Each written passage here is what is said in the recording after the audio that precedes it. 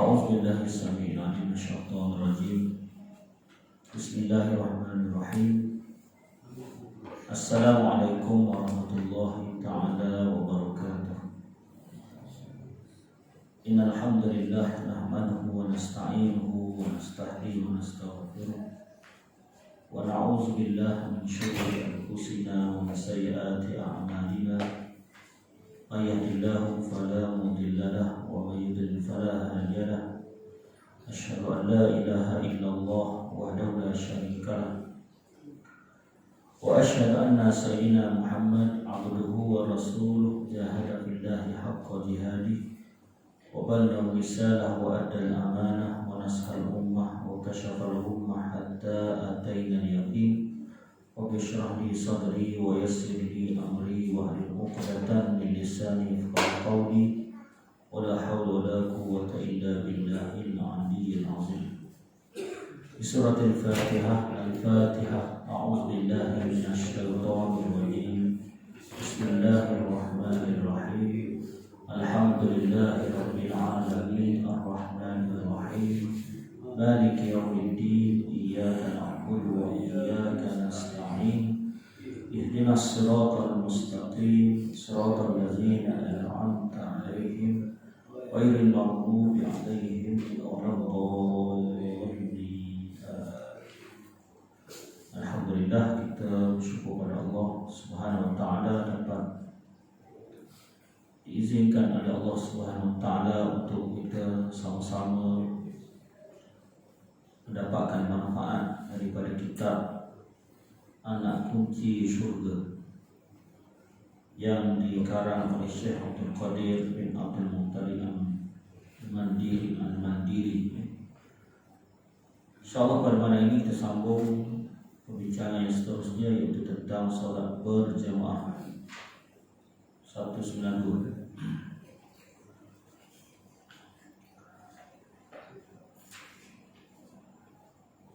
Mungkin kita sebut dah, ataupun kita dah baca sedikit pada pertemuan yang lepas. Kita sambung ulangannya sedikit dan kita teruskan pembicaraan yang seterusnya. Solat berjemaah.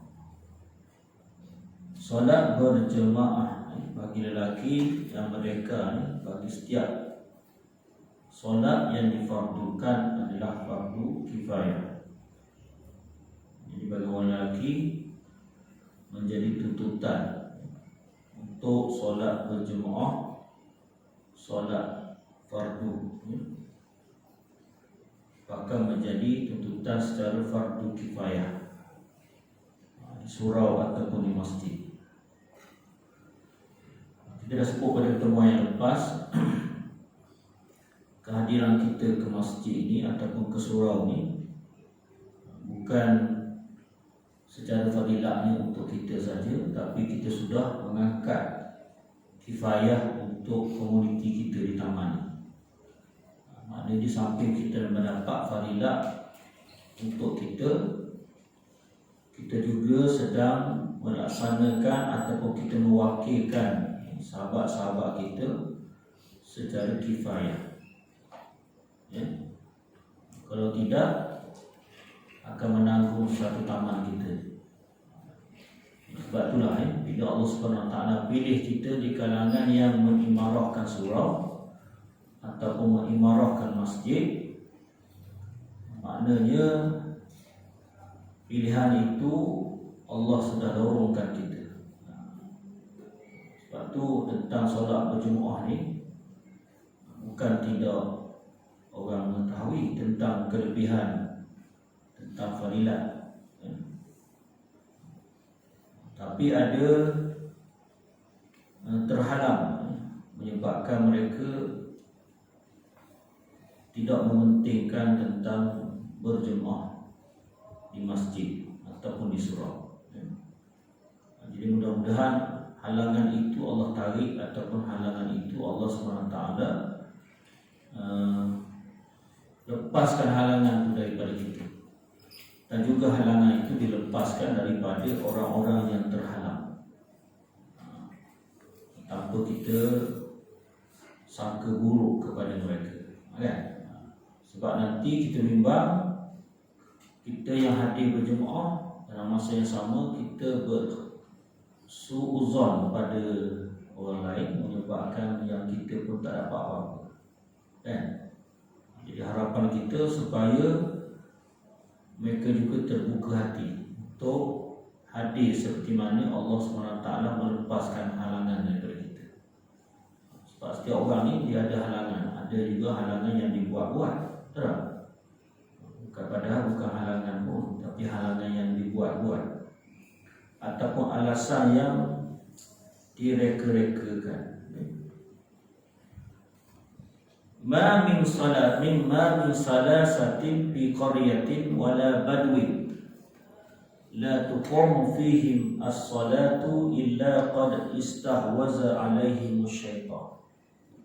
Tiada bagi 3 orang lelaki dalam sebuah kampung ataupun pendalaman tidak mendirikan solat secara berjemaah, mereka sebenarnya dikalahkan oleh syaitan.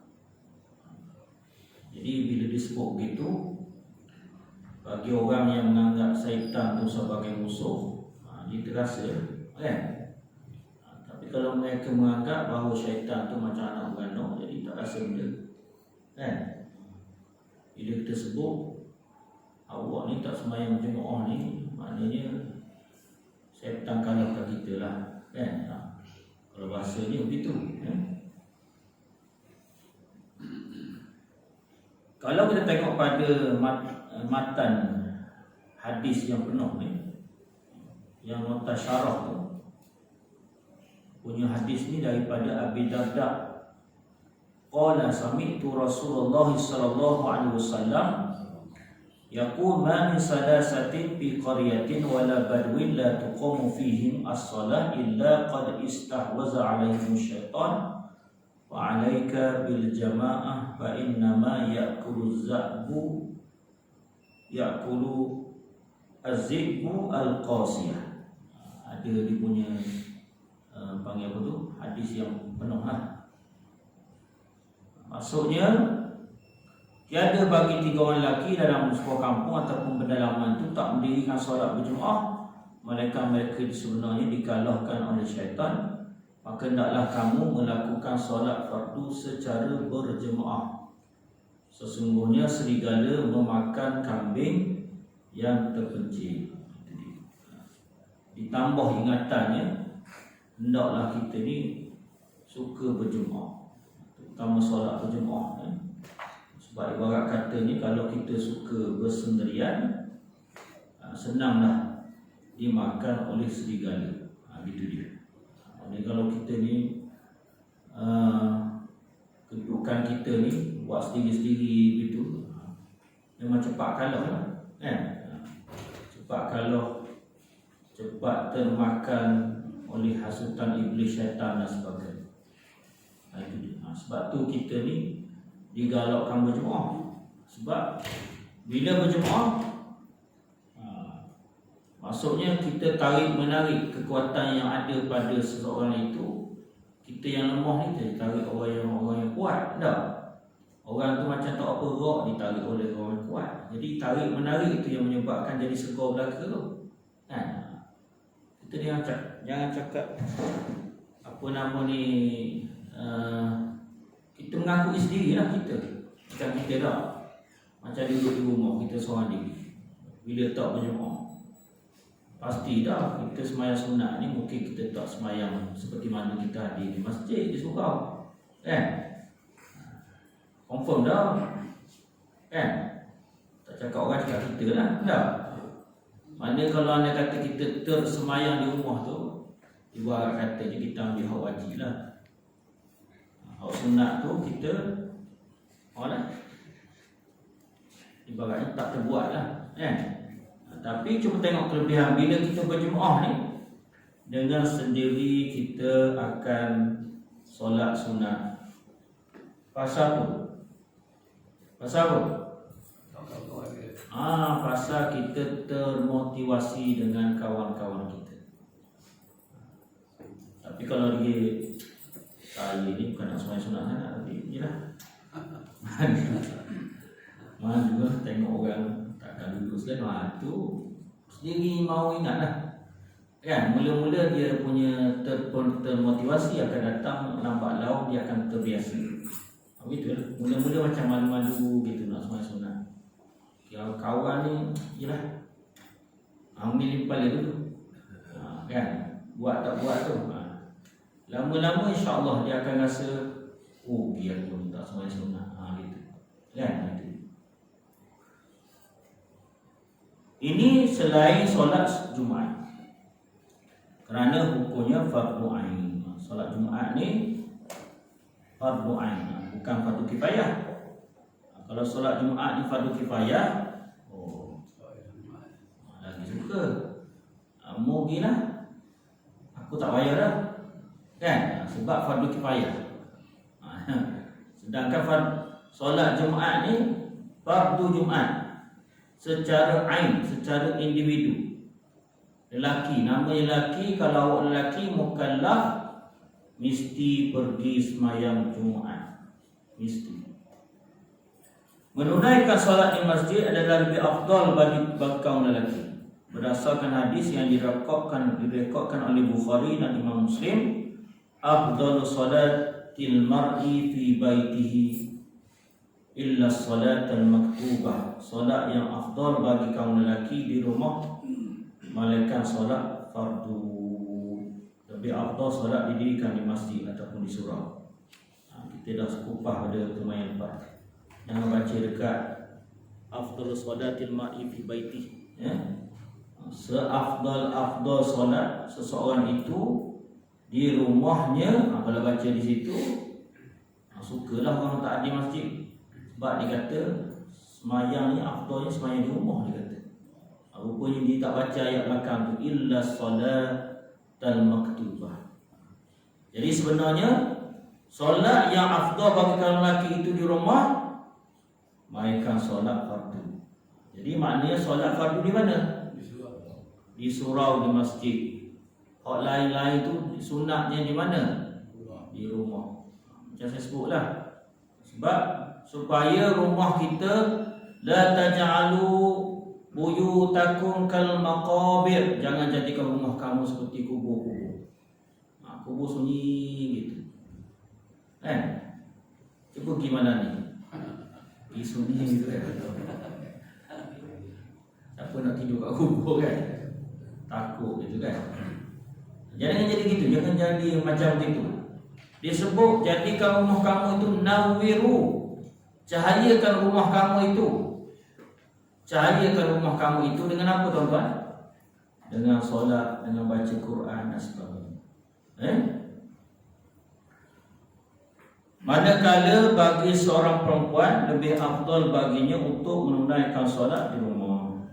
La tamna'u nisa'akum al-masajid wa buyutuhunna khairul lahunna. Jangan kamu menghalang kaum perempuan untuk solat di masjid, manakala rumah-rumah mereka itu lebih baik bagi mereka. Jadi, kalau perempuan pergi masjid, tak payah nak halang, kecuali kita tahu kalau perempuan itu mendatangkan fitnah, kan? Ataupun isteri kita tu nampak lain macam, dia nak pergi masjid tu, kita kena tanya juga, kan? Takut juga kan? Ke bimbang tu macam buat ni jangok lain yang tu yang kita bimbang. Tak payah gila, biar abang pergi je, kan? Kalau nampak lain clear tak ada masalah, okey. Takut ada boh lain, kan? Kita orang lelaki pun, kita orang lelaki kena pergi masjid, tiba-tiba kena minta izin dengan isteri. Abang nak pergi masjid, jangan pergi. Kesok lalu. Tu jahanam macam itu, kan? Minta izin sampai ke masjid, kan? Kalau isteri wongok sikit, jangan pergi masjid terus, tak jadi terus pergi, kan? Tak betul tu, kan? Kita tetap kena pergi.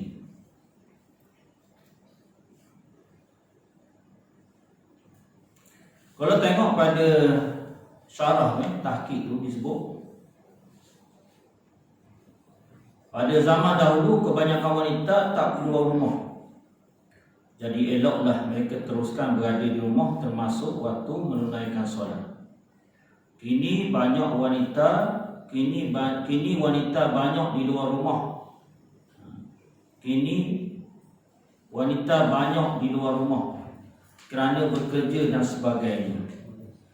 Jika waktu solat balik ke rumah, kita katakan eloklah mereka solat berjemaah di masjid. Itu dia. Jadi situasi itu berubah. Sebab mereka ni bekerja, kan? Jadi bila mereka bekerja takkan nak balik petang-petang nak kata semayang ni baik di rumah, pakat balik lepas tu jenuh juga, pakat balik belaka, kan? Jadi tak kerja buat lah jawapannya. Jadi alang-alang mereka dah di sana ada tempat solat masjid dan sebagainya, singgah. Kemudian waktu tu time rehat, kan, sambil-sambil pergi mencari makan dan sebagainya, ada masjid tempat solat, pergilah solat, kan? Jadi situasi itu berubah.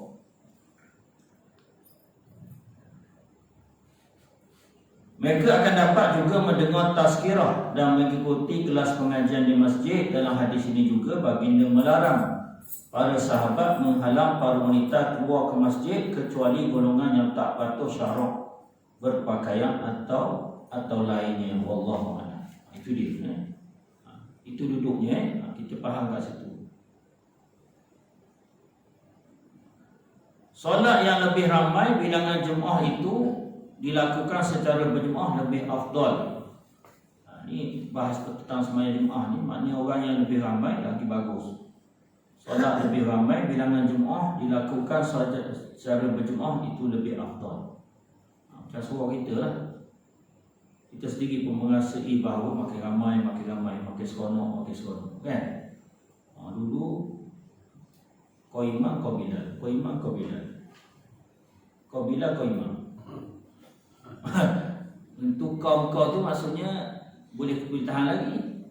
Engkau tu kan, kau akan datang, aku imam, aku bilal. Tu lagi jenuh. Akulah imam, akulah bilal.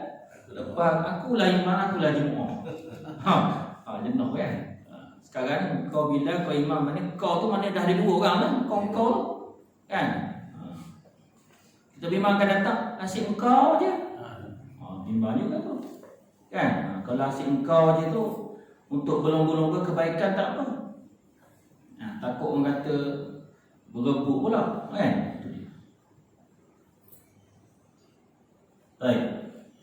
Kata Rasulullah sallallahu alaihi wasallam, wa inna salatar rajul ma'al rajul azka min salatihi wahdah wa salatuhu ma'a rajulaini azka min salatihi ma'a rajul wa ma kasura fahuwa ahabbu ila Allah ta'ala. Solat seorang lelaki bersama seorang lelaki yang lain lebih banyak pahala berbanding solat seorang diri, dan solat seorang lelaki bersama dua orang lelaki yang lain lebih banyak pahalanya berbanding solat yang berdua. Sesungguhnya Allah lebih suka jemaah yang ramai. Wa ma kasura bahwa ahabbu ilallah. Itu dia. Lebih ramai itu bagus. Mudah-mudahan tuan-tuan kita menjadi saham daripada Allah Subhanahu Wa Taala, yang mana kawan kita tak pernah hadir, kita menghadirkannya. Kan? Pandailah kita tackle kawan kita tu, kan? Ada orang begitu, kan? Dia kata tak aci saya ni pergi. Dia bermulut dia rengang sikit hari tu. Dia kata marilah, awak ni kalau time makan tak selera nak makan kalau tak ada saya. Tapi kalau pergi masjid awak kata semua saya ni. Gila saya kemudian. Tapi time makan, saya ni kalau tak ada awak tak masuk nasi dalam mulut, dia kata. Kalau bak makan pandai nak makan bersama, tapi time solat awak pergi lah, saya pergi kemudian. Tak pergi siapa sudah. Pandai kalau buat makan tu tak masuk mulut, dia kata. Kalau tak ada awak, tak ada member kau. Cuba tuan-tuan pergi kedai, tuan makan seorang keteng kacau air seorang. Kenapa? Dugah balik betul. Kan? Pandai dia kata tahu orang itu lah. Tak sedap lah. Tapi tanya semayang tu tak rasa pula hamba gitu mayang orang diri, kan? Kan? Nak ceritanya biar timbal balik lah. Kalau makan pun kita nak bermember, solat pun biar ada rasa nak bermember juga. Maksudnya begitu. Kan? Itulah. Biar kita jadi saham teman, saham. Sebab kata Nabi, li ayyahdiyaka bika khairan. Dalam hadis Nabi kata, kalau disebabkan kamu, menyebabkan seorang itu mendapat hidayah, itu lebih baik daripada unta merah. Unta merah ni satu perkara yang sangat besar, mahal harga. Kan? Unta merah ni maknanya harga yang sangat mahal. Orang yang mendalla ala khairin falahu mislu ajri fa'il. Orang yang menunjuk, melorong seorang itu ke arah kebaikan, maka Allah SWT beri kepadanya apa yang diperbuatkannya tadi. Kan? Dia dapat pahala. Itu tuan-tuan, kita kena rebut peluang begitu. Kan? Sebab daripada perkataan kita ni menyebabkan dia ni mungkin tak pernah rasa suka untuk hadir masjid. Tiba-tiba dia jadi suka pergi masjid. Lepas tu nanti dia pada anak dia pula, kan? Dapat pahala lagi. Kan? Disunatkan kepada imam untuk meringankan dalam solat serta melakukan solat ab'ad dan melakukan sunat ab'ad dan sunat hay'ah. Sunat ab'ad ni ialah sunat yang kalau kita tinggal kena sujud sahwi. Dua perkara saja. Pertama kunut, yang kedua tahiyat awal. Dua tempat tu lah. Okay, sunat hay'ah ni hak banyak tu lah. Hak biasa tu lah. Yang dia punya sunat pada pergerakan. Hay'ah tu ialah pergerakan. Allahu Akbar. Masa kita sujud, Allahu Akbar, sami Allahu liman hamidah. Kan? Padahal kalau tak baca pun tak apa. Tapi kalau kita tak baca, rugi lah, tak ada benda lah semayang. Kan? Ini nampak macam pergerakan tu sajalah. Itu dia. Rasulullah SAW menyatakan, iza shalla ahadukum bin nas falyukhaffif fa in fihim ad-dha'if was-saqim wa zal hajah. Bila seseorang daripada kamu mengimami solat bersama orang lain, maka hendaklah meringankan solat. Ini kerana bersama mereka itu ada orang yang lemah, ada orang yang sakit, dan ada yang mempunyai keperluan ataupun wazal hajah, ada hajat. Jadi bila kita jadi imam, kita kena timbang-timbang juga. Sebab orang belakang kita ni ada orang yang lemah, ada orang sakit, ada orang yang ada keperluan. Jadi ibaratnya jangan semayang syok sendiri. Kalau nak syok sendiri, semayang sendiri. Bila tu? Semayang sunat. Sujudlah lama-lama tu. Bacalah zikir tasbih tu lebih 3 kali pun tak apa. Yang awak jadi imam, lepas tu awak pula baca tasbih, zikir zikir sujud, zikir rokok tu baca lebih-lebih sampai 10 kali sampai. Subhanallah. Baca pula lambat-lambat pula tu. Subhanallah. Allah. Betul semua ke lidah. Dah tu bau suting, nak derma kepada 10 huting. Jenuh orang belakang. Aku kali ni aku kokoh juga tu imam ni. Dah duduk gini lah. Lama-lama aku sikung sekali kata. Kan? Kawan belakang tu tak tahan buruk. Macam-macam bona lah itu, makan salah makan. Kan? Sebab tu tuan-tuan, biar timbang-timbang. Kan? Sebab tu nak jadi imam ni tuan-tuan, bukan imam tu, kita lah imamnya. Betul tak? Sebab kita ni lelaki ni imam dah, pasti imam. Imam ni ketua, duduk depan. Kita kat rumah kita takkanlah kita kata, awak lah Joya, awak jadi imam sebab awak suara sedap. Kau macam sedap ke tak sedap, qari'ah ke tak qari'ah ke, tetap kita kena jadi imam kepada dia. Kan? Baik.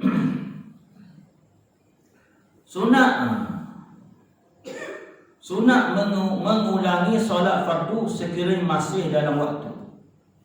Sunat mengulangi solat fardu sekiranya masih dalam waktu. Baca habis, kan tak baca habis tak faham. Rasulullah SAW bersabda kepada dua lelaki yang tidak turut serta solat bersama baginda kerana mereka sudah solat di tempat mereka. Cerita ni ada dalam syarah. Ceritanya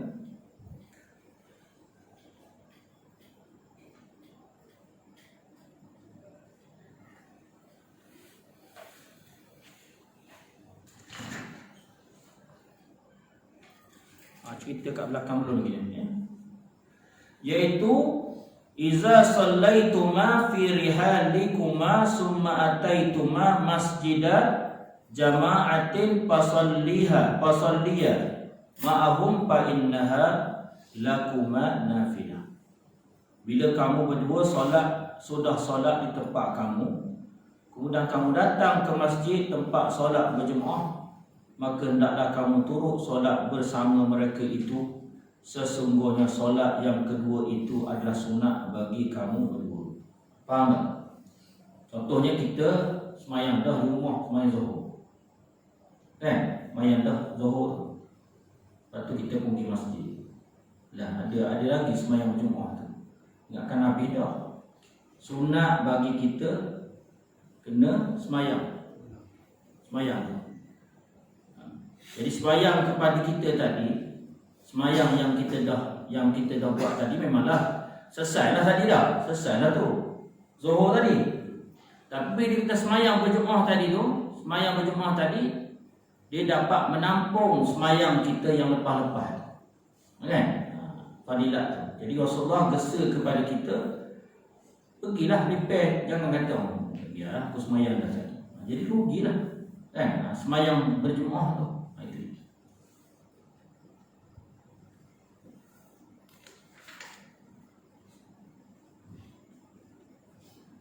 Kita tengok yang muka surat 195 apa yang disebut sini. Seorang lelaki berkata, wahai Rasulullah, aku hampir-hampir tidak dapat mengikuti solat yang dipanjangkan oleh seorang hamba Allah itu. Pada ketika itu aku melihat Nabi SAW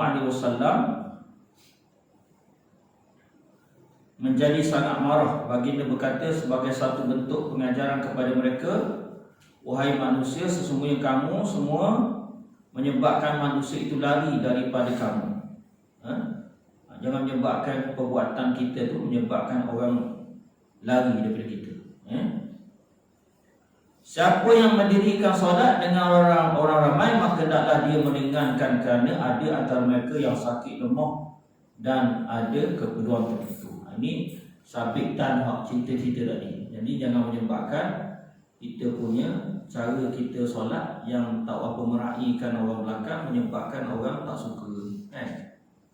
Tak mau semayang situ itu, tak nak pergi semayang masjid lain lah, surau lain lah, kan? Jadi akhirnya dia tak suka, tak minat, kan? Padahal awalnya dia minat dengan jemaah, tapi oleh kerana cara kita handle semayang tu menyebabkan makin orang jauh daripada semayang berjemaah. Itu dia.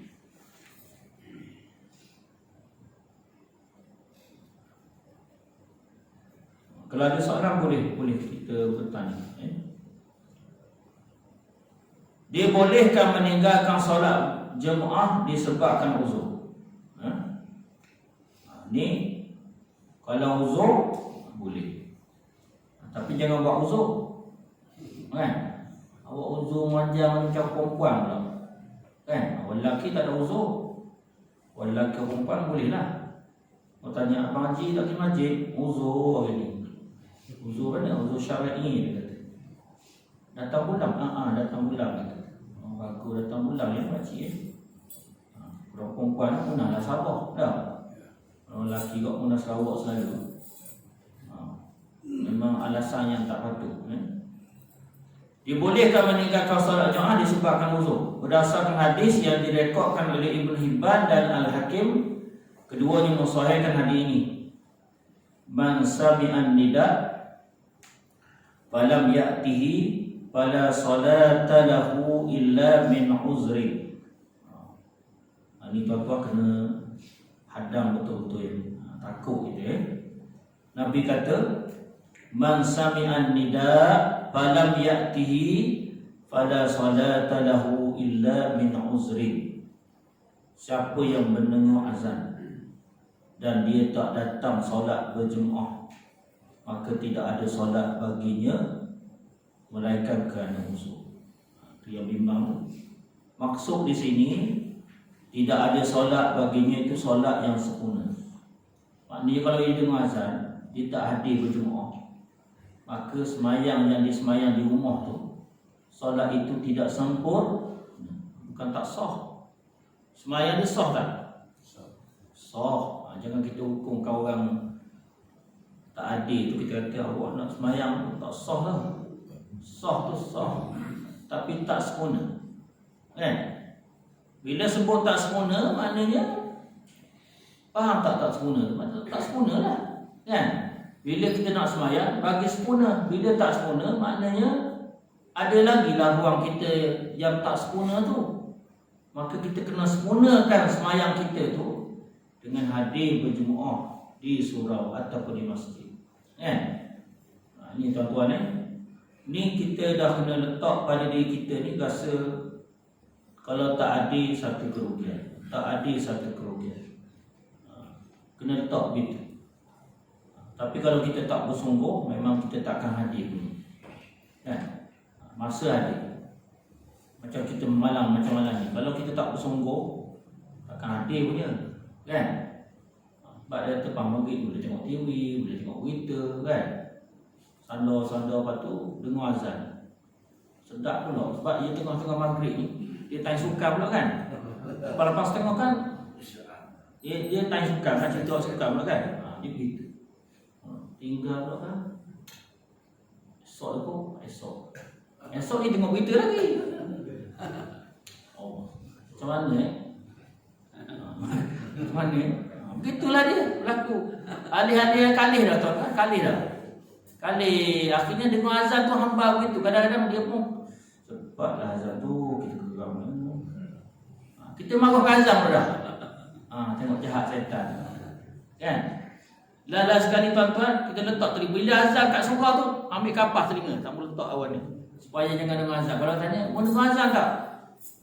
Tak dengar, dia kata. Padahal dia sumbat kapas telinga dia. Tengok di pandai kali, kan? Padahal dah pusing-pusing nak beralih, tak nak perginya masjid tuan-tuan. Akhir menipu di situ. Dan kita juga yang rugi, kan? Sebab tu kata Nabi tadi, siapa yang dengar azan, dia tak hadir ke masjid, dia tak semayang berjemaah tanpa uzur, maka hukum semayangnya ialah solat tak sempurna. Begitu. Cakap ni untuk kita, jangan kita hukum kau orang sudah lah. Cakap awal-awal kan, jangan kita pergi kau orang beredah orang, tak semayang, tak sempurna tau. Cakap main begitu boleh dah. Nak cakap marah boleh juga, tapi kena pandai lah cakap tu. Cakap betul-betul luruh gitu, tiba-tiba dia lagi nak adil, tak adil lah pada. Kerah doa dia kata. Dan zaman Nabi kan ada, Nabi kata orang yang tak semayang ni, kita bakar rumah dia. Dia buat sungguh. Padahal maksud Nabi tu, orang yang tak adil semayang nak bakar, bukan Nabi nak suruh bakar rumah dia tu. Menunjukkan kepada kita, Nabi bersungguhnya Nabi nak suruh pergi semayang tu. Kalau boleh jangan duduk ke rumah, biar rumah tu rasa kepanasan, hadir ke masjid begitu. Maksudnya begitu. Ni dikawal tu nak bakar semua rumah. Jenuh lah. Kita baca hadis begitu, tak faham maksud hadis tu yang menyebabkan kita buat secara zahir hadis tu. Ambil sungguh lagi bakar. Siapa tak ke masjid bakar. Habis tamat tu kan. Maksud dia tuan-tuan, biar kita rasa kepanasan duduk di rumah tu dengar azan. Tuan-tuan hak setakat saya rasa lah, hak yang hadir masjid ni, tuan-tuan kalau dengar azan rasa tak macam kepanasan? Rimah tak? Rimah, ayat-ayat tepat rimah. Ada rasa tak rimah? Rimah sebab apa? Kita rasa semua salah tuan-tuan. Aku ni dengar azan, kan? Rasa macam tak sedar hati gitu. Dah sedap hati tu bagus. Hanya rasa sedap hatinya tak pergi masjid. Oh sedapnya ya Allah, aku tak pergi masjid. Dan tak hampa lah. Hampa nak azam melalui ikut hampa dia kata. Tak betul kan?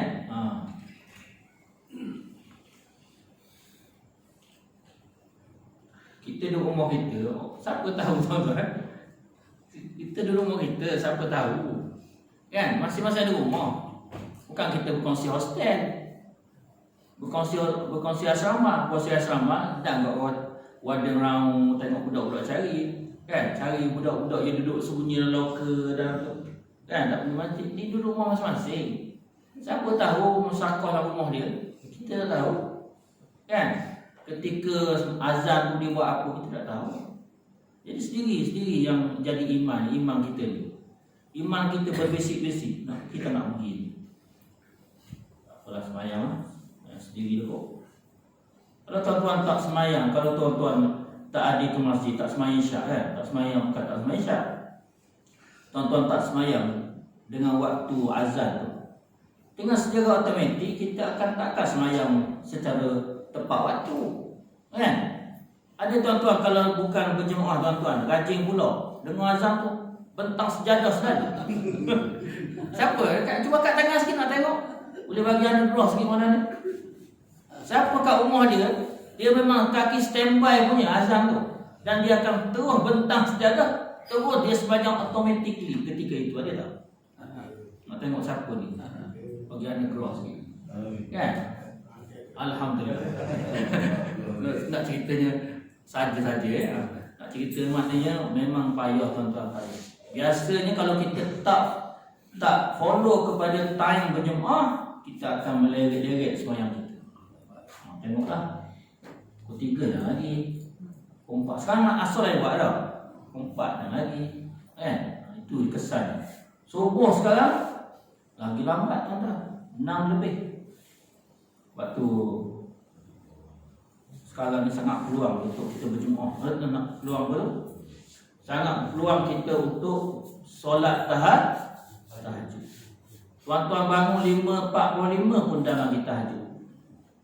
Tuan-tuan kalau malah lagi nak bangun pukul 6 tu 5.59 tu dah lagi nak tahajud. Kan? Sebab akan datang Allah tanya, apa benda lagi alasan kamu sampai tak sempat nak bertahajud tu? Allah akan tanya akan datang. Dulu kata awal lah subuh ni 5.30. Kan? Ngantuk. Habis tu pukul 6 dah. Ngantuk apa lagi? Kan lagi kerja kan tu. Takkan tak boleh bangun awal sikit maksudnya. Dan 5.30 kalau bangun. Dah tu 5.30. Takkan mandi sampai sejam. Saya ni ustaz kalau mandi ustaz 5.30 sampai 6.30 ustaz. Sejam ustaz. Banyak benda nak basuh ustaz. Ikut kau lah kalau begitu. Kan? Sampai sejam dia mandi. Dan memang satu kerugian. Jadi sekarang tuan-tuan peluang kepada kita untuk tahajud. Tahajud. Baik. Allahu Akbar. Sebahagian daripada keuzuran itu disebabkan hujan. Tak apalah kalau hujan seperti lah. Hujan macam kenyang-kenyang. Tak boleh uzur hujan kita ni. Kan?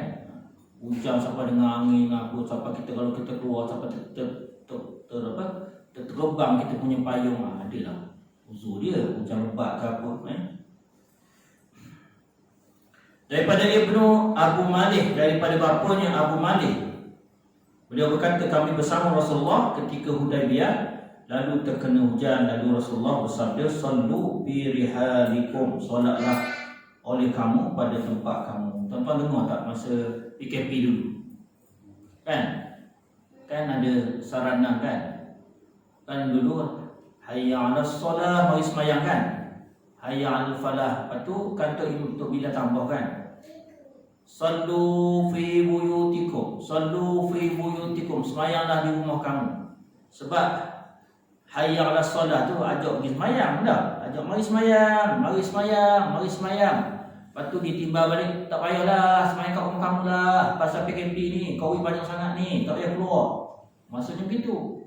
Sallu fi rihalikum. Sallu fi rihalikum. Semayanglah rumah kamu. Sebab ketika ada musyaqqah. Sekarang memang Covid pun ada, tapi Covid sudah habis, tak habis lagi ni. Kan mari hot macam-macam kerong-kerong tu. Kan? Kita bimbang juga. Cuma orang kata dah lebih sikit. Kalau dulu mendadak-dadak naik tu yang takut tu. Kan? Baik. Hadis yang dekat nota syarah tu, Jabir bin Yazid bin Aswad Al-Amiri meriwayatkan daripada bapanya berkata, aku menyaksikan haji yang dilakukan oleh Nabi SAW. Aku salat subuh bersama baginda di Masjid Khaif. Dia menyambung setelah baginda menyelesaikan solat berpaling ke arah jemaah, baginda melihat dua orang lelaki masuk ke dalam jemaah dan tidak solat bersama baginda. Baginda berkata, bawakan dua orang lelaki itu kepada aku. Maka dua orang tersebut dibawakan kepada Nabi dan mereka berdua berada dalam keadaan sangat takut. Sebab Nabi panggil ni, dia mereka takut lah. Baginda berkata, apa yang menyebabkan kamu tak solat bersama kami? Mereka menjawab, wahai Rasulullah, semuanya kami sudah solat di kemah kami tadi. Nabi membalasnya, jangan lakukan demikian. Sekiranya kamu telah solat di kemah kamu, kemudian masuk dalam masjid bersama para jemaah, maka dirikan solat bersama mereka, kerana sesungguhnya ia dikira sebagai sunat bagi kamu. Baik, seterusnya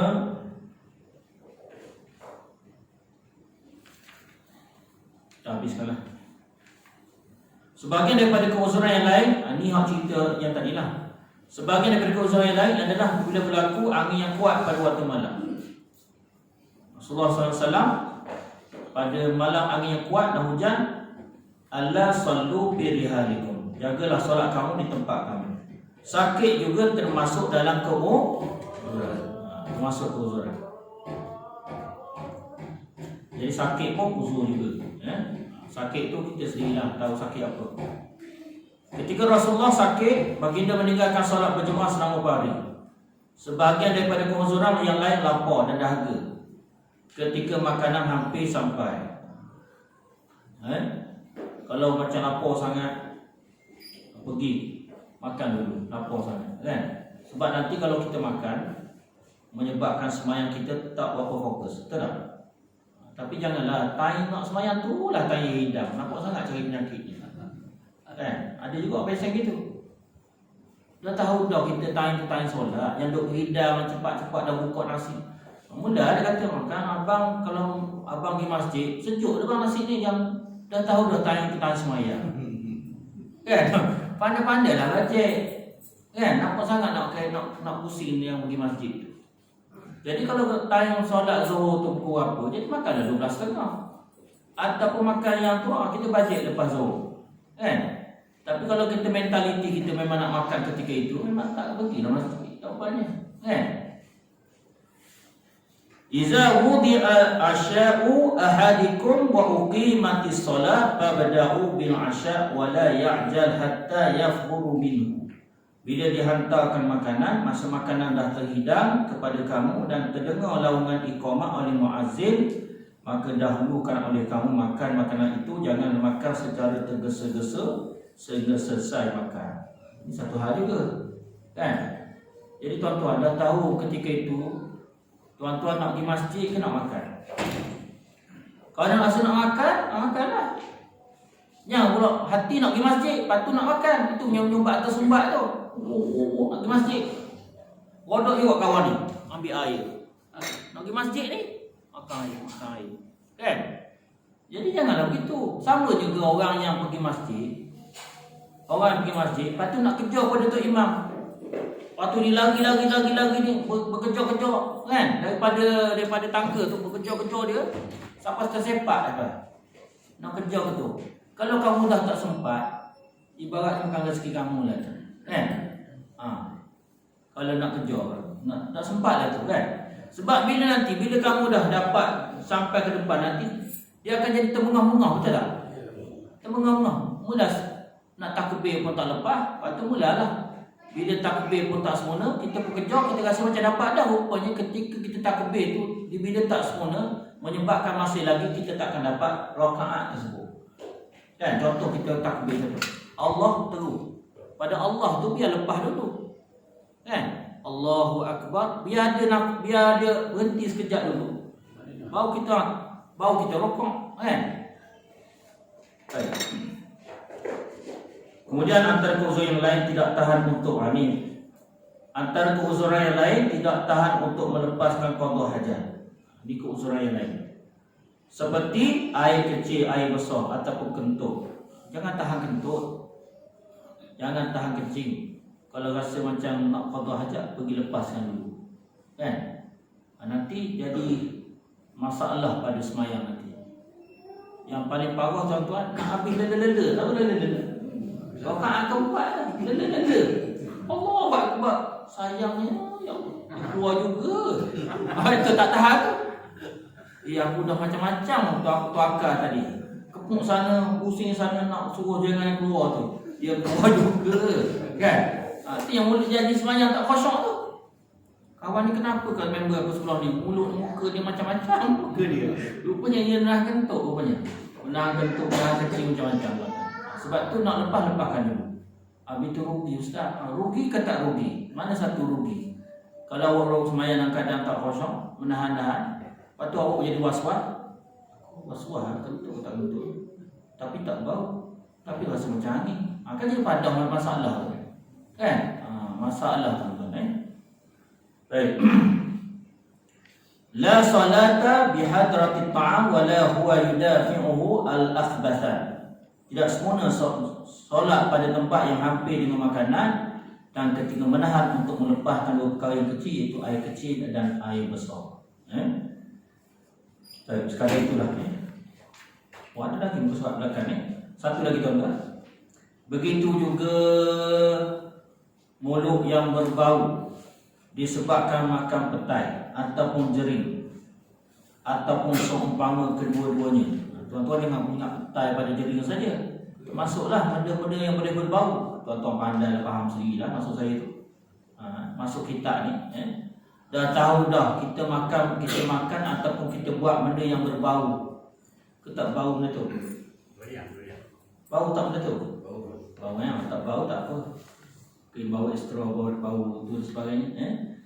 Kalau mulut berbau disebabkan makan petai ataupun jenis ataupun apa-apa yang seumpamanya, maka kata Nabi dalam hadis ni, man akala basalan au sauman au karasan fala yaqrabunna al-masajid fa innal malaikah tata'azza mimma yata'azza minhu Banu Adam. Sesiapa yang makan bawang besar ke bawang putih ke ataupun daun bawang, maka jangan menghampiri masjid kerana malaikat akan berasa terganggu dengan apa yang mengganggu manusia.